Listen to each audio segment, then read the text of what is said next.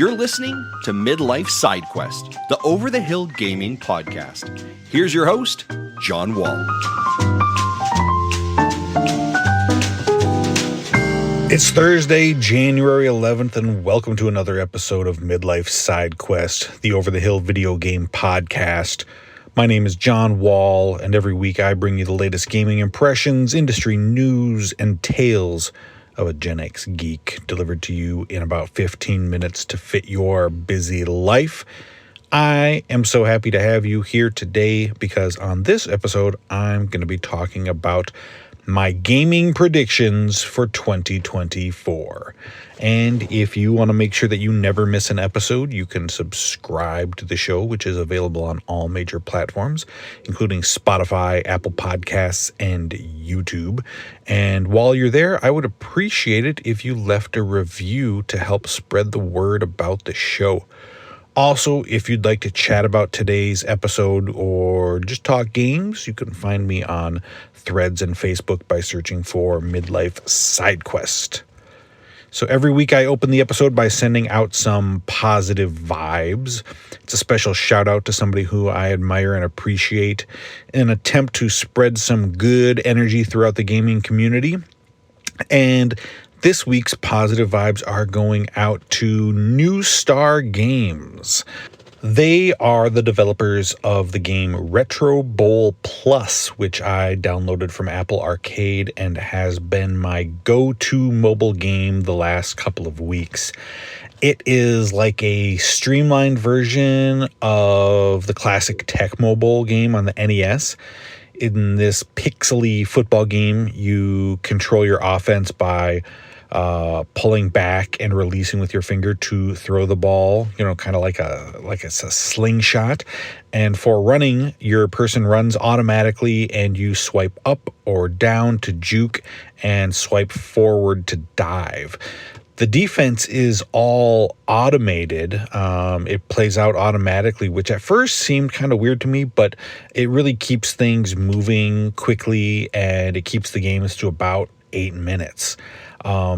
It also gives you lots of behind-the-scenes things to control, like player contracts, upgrades to the facilities, and using points that you earn after games to upgrade individual player stats. There's a lot to do here, but it's all really simple and quick. Retro Bowl Plus is a great little football sim that doesn't demand too much of your time, and it is perfect for those moments when you have, say 10 minutes to spare. You know what I'm talking about. Those moments.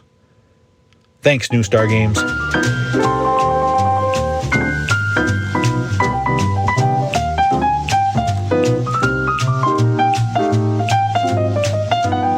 So for the first regular episode of the year, I thought I'd do something fun and start a new Midlife Side Quest tradition.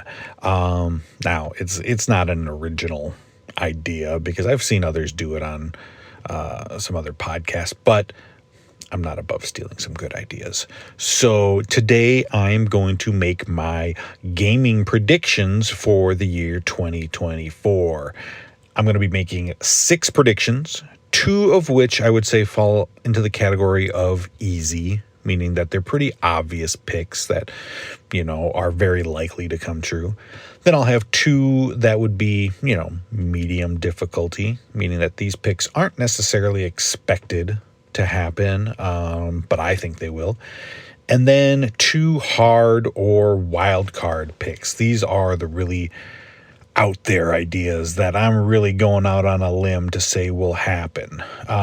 Then next year, when I make my 2025 predictions, we'll look back and see how many of these, if any, I actually got right. Sounds like fun. All right, let's jump in. And for my first easy pick, I am going to say that we get a reveal this summer for the successor to the Nintendo Switch, and that it will launch this November. I think that this console will be much more Similar to the current Switch that Nintendo has typically done with new consoles, basically a Switch 2.0 with some new features and more powerful hardware. And that's pretty much what I would want out of a Switch, honestly. It's just a better Switch. I don't need them to reinvent the wheel or anything. Just improve on what you've already done. I also think that it'll launch for $399 here in the US. My second easy prediction is that we will finally see Hellblade 2 launch this September. I really don't think that they can get away with another year of just updates and another new trailer. So I think we see it arrive this fall, and I predict that it will land somewhere in the low to mid 80s on Metacritic. It'll be a game that some people are going to adore and love for its visuals and its storytelling. But I think it'll be another Xbox first-party game that falls slightly short of that massive critical success that they have been trying to achieve with their games. I think I'm personally going to love it, but I don't think it's going to be Xbox's answer to The Last of Us or God of War. Speaking of Sony, for my first prediction in the medium level of difficulty, I think that they are going to try and fill some of the holes in their 2024 calendar with a strategy that they have been very fond of lately, and that's remasters.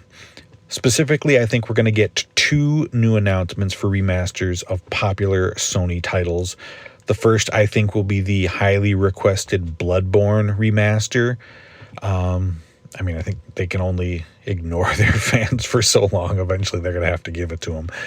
And the second, I think, will be Ghost of Tsushima. I know we have a sequel coming at some point, and I think Sony is going to be keen to keep that IP on people's minds. Both of these will probably come with some cool new features also to go along with their graphical enhancements. Also, I think this year we're going to start to see the fruits of the Microsoft Activision acquisition. So for my second medium difficulty prediction, I think pretty early in the year we're going to see the first Activision games hit Game Pass, most likely with an assortment of Call of Duty titles and probably something from like Spyro and Crash Bandicoot. And then I think later this year, probably during the Xbox Summer Showcase, we get a tease of some upcoming projects. Probably things that are still pretty early in development, but my gut says that we see the return of Tony Hawk, as well as the classic Skylanders. That IP was massively popular at the time, and it's like 12 years old now, meaning that those Skylander kids are adults now, and they are ready to pay for that sweet, sweet hit of nostalgia. So then that brings us to the expert level predictions, the Hail Mary pass of gaming guesses.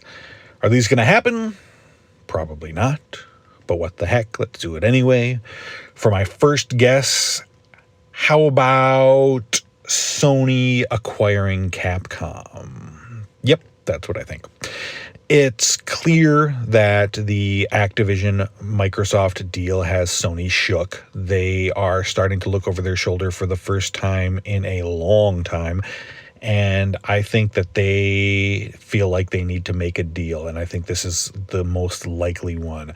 I think it'll be a pretty big deal too. Capcom isn't in the weakened state that they were several years ago now. They are riding that wave of Resident Evil remakes and Monster Hunter success. So, Sony, you better open that checkbook. Finally, I've said it before, but I'm going to say it again, with the full realization that this may never actually happen in my lifetime before I die, but damn it, I'm going to will it into existence. I'm talking about Banjo-Kazooie 3, or Banjo 3E. This is the year. This is when it finally happens. Mark my words. and then rub them in my face when I'm completely wrong. So to recap, we've got the new and improved Nintendo Switch 2 launches this November for $3.99. Hellblade 2 launches this September and gets a Metacritic in the low to mid 80s. PlayStation releases remasters of Bloodborne and Ghost of Tsushima. Xbox announces new Tony Hawk and Skylander projects. Sony acquires Capcom. And Banjo-Kazooie 3 is announced. That all sounds very plausible to me.